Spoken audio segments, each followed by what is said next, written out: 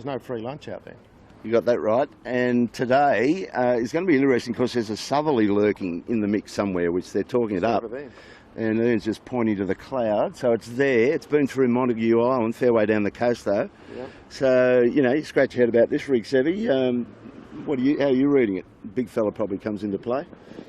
Oh, I think they say it's about half an hour away, and I don't know how much kit. They said probably like 15 knots, which is right on the crossover. So either way, we're pretty happy. The big rig, we're pretty heavy crew, so as long as we're out swinging, got Nick swinging over the side, we're pretty happy. Yeah, he's pretty bulletproof, isn't he? So it was a great job yesterday. It's it's good to see the 7 back in the winner's circle, and you can start putting the regatta together hopefully. But consistency, it's got to, you can't muck around from now on. It's nothing worse than six good races. Yeah, I think you've been there before, I might add. Yeah, I think you just got to convert every sort of, whenever you're deep, trying to convert it into a 6. I think it's going to be a pretty high-scoring event, which is different to the other worlds. So I think if you can stay pretty consistent, you'll end up there you just want to be competing on the last day, I think. Well, interestingly, yesterday's race, you were pretty deep off the start line. You had to do a lot to get your way through. You sort of got there at the end of the first beat, but, it wasn't easy to get there, and then you found your feet after that. Would that be right? Yeah, well, the guys just did a really good job. We talked about we just wanted to be clean and stay clean. I think on that course, if you can stay clean and get around pretty safe, you're always going to be up at the top pack. So we did that, got around, and, yeah, it was pretty good from there. Good luck today, Seve and the Cheers. boys. Thanks. Cheers, mate. Thanks, Ian. We'll go and find Mr. Coxon, who could be lurking behind us.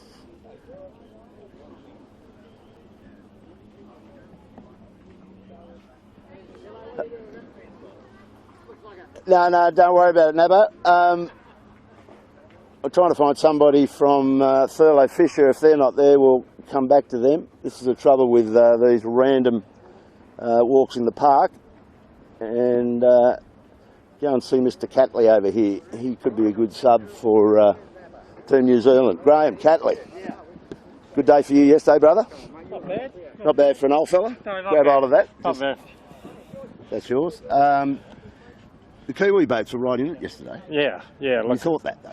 We still have this problem on Sydney Harbour of too much traffic, not Bradley's Head, all sorts of things. But the great thing is that we are on the pace. There's no question about that. The boats are pretty fast. The Yamaha was fast yesterday, and so was Alex.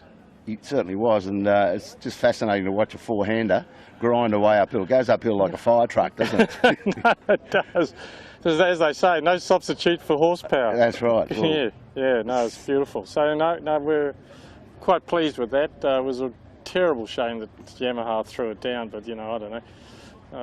It's inexplicable because he doesn't swim at home at all. Well, he was in reasonably good company. There were others. Johnny Swanee put the Triple M in, but he had an excuse. He thought the VIP boat assisted that one. But no, I think your best capsize was Will Tiller on the Aon. Wasn't that sensational? We were following him down. That was sensational. What happened? He just he went through a big boat wake. There was a big fishing boat wake, and I guess they were just a little late on easing the chute, and they just stood on its nose, and it stayed there for what seemed like an eternity. But you had plenty of time to get your camera around and get focused and have another look. He's still perched on his nose. No, that was the play of the day, I thought. Yeah, it was a beauty. You personally, that was pretty good. You had plenty of pace yourself yesterday looking at it. Yeah, we did.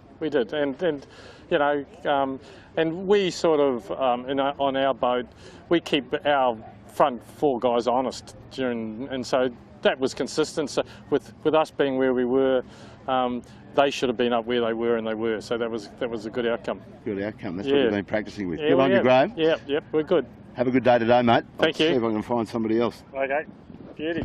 Shake hands. Beautiful. All good for Team New Zealand. Yeah. I'm still trying to find Mr. Coxon. And still not around. We'll go and get the Yamaha boys, Blake, if you can come for a little cross-country journey. Watch this mast here. You'll see the way these boats are set up in the park. It's quite spread around. This is by design, and before the regatta starts, they draw. All these boats are in an allocated position. They draw for them out of a hat, and the idea is that everybody gets to roll their boat over. It's organised to that extent. And the deal is that if you get a good spot, like Gotta Love, it's right next to the ramp, so they're in a great spot to launch and come back. So they don't. If you're right back in the park, like some of the Kiwis here, you could basically burn up a bit of energy just getting the boat in the water. So it's all by luck where you end up, and then there's a system to get the boats organised and time-wise. There's a bell rings at 1 hour before the start. So on that first bell ring, you've got to stand your boat up, so you can't be mucking around. It just makes it easy for boats to get out. Stand the boats up, and then there's another bell ring about half an hour later where you can actually enter the water. So this all looks pretty chaotic, but it's not. It's by plan. So what have we got here? We've got David McDiarmid hanging on the backstay. Davey, could grab a word, bro? Yeah, brother. Brother. Take me down, David.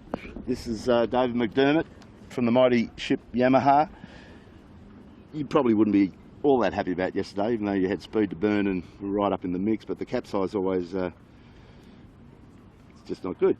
No, it takes you back a few places for sure. Yeah, no, we're happy though. We had good pace, which is probably the first time we've come to Sydney and paced it with the top boat, so it's great. And Ginge was going nicely, and even the old man of the team, Mr. Catley, was going well in chasing you around, and he said he likes to chase you around because that means if he can stick with you, you've got to be going better than him. You know, he said he had the biggest grin of his late career. He actually rolled 7, which is sun and sailing on, so he was quite happy with himself coming up the start line. Just go back to the beach after that. Yeah, that's what we said. Just turn around, bro, and go home. Done. Job's done. So what do you think of today's weather? I have no idea. I was going to ask you exactly the same question. Well, there's a southerly, and Iain Murray pointed to it, and there's some cloud effect down the south there. It is coming. The puzzle will be when it gets here. I spoke to Doug Cameron, the PRO. He's hoping it doesn't exist because he wants to just have an easy day, set a course nor'easter or thereabouts, and let it play out. So he doesn't want to see the southerly, but it is coming. It's not supposed to be a southerly buster, so yeah, probably second rig, just to be conservative. You're looking at that? I wouldn't have a clue. No clue, nothing's I'll going to... probably just do what everybody else does and see how we go. Fall for that one? Yeah. Okay. Hopefully just pace them again. David, you're a star. Good to see you. Yeah, no Good luck worries. today, brother. Cheers, mate. Thank you. Maintain the rage. Now, we're still trying to find Mr. Coxon, but that may be that he's out studying something. Who else can we grab? Oh, pick the podium while I'm looking around. Pick the podium. We had a bit of a glitch yesterday with the leaderboard, and we've got a way of fixing that. It's just the tech nerd Wade, we believe, is the responsible person here. He had his Bucks Day yesterday. He's getting married next week, so that's a pretty good excuse. But he's all over it. He said he's going to repair it this afternoon before the race starts, and he's basically 1 point per correct pick. So yesterday we had somebody ended up on, I think it was Mrs. Moth, ended up with 4 points and shot to the lead, but it's not the lead at this point in time. It'll be readjusted and we can all get back to a real leaders board. So there you go. But get them in, you still got time. If you haven't registered, get online and register and get your entries in. It's free to play. It's a lot of fun bragging to your friends if you jag something, because it's pretty tough competition picking a podium in this fleet. Here to tell you. So look, I think that might be a wrap for us. We're going to get out on the water naturally with the Camera Cat team. Race is due to start at 3 p.m. Australian Eastern Standard Time. So we'll be out in the Camera Cat live at 3 and we'll just see what this day's all about. I'm starting to think I'm calling this Sunday Balls in the Air Sunday because of this funny weather pattern that could affect everything, in which case all the balls will be in the air. See you out in the water.